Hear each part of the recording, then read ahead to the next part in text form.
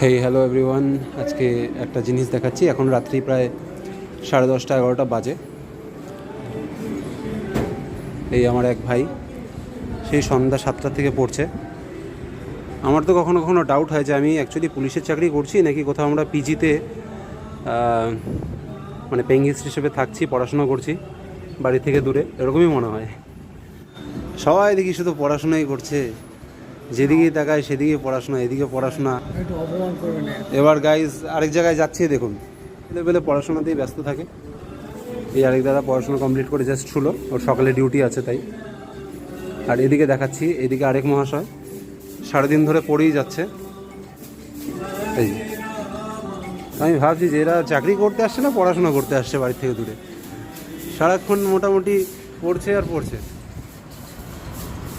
এই দেখুন আপনারা দেখতে পাচ্ছেন, আধা ঘন্টা বই নিয়ে আধা ঘন্টার সাথে আমি দেখছি কতক্ষণ ধরে তুমি পড়ছো। একটু দেখাও, ফেসটা দেখাও। এ হচ্ছে আমাদের তাপসদা, একদম শান্তশিষ্ট। আর এই যে আমাদের হিটলার বাবু, অরিজিনাল নাম হিটলার।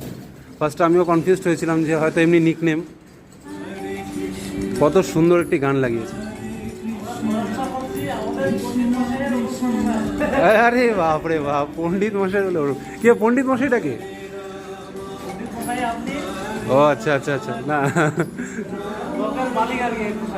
ও আচ্ছা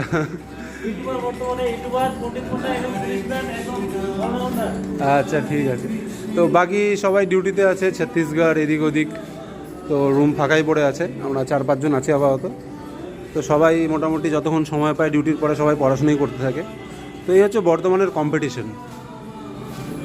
এও পড়ছে অর্জুন ভাই, আর আমি শুধু ঘুরে বেড়াচ্ছি, নাই পড়াশোনা নাই কোনো কিছু। মানে একটা চাকরি পেয়ে গেছি, বাস হয়ে গেছে।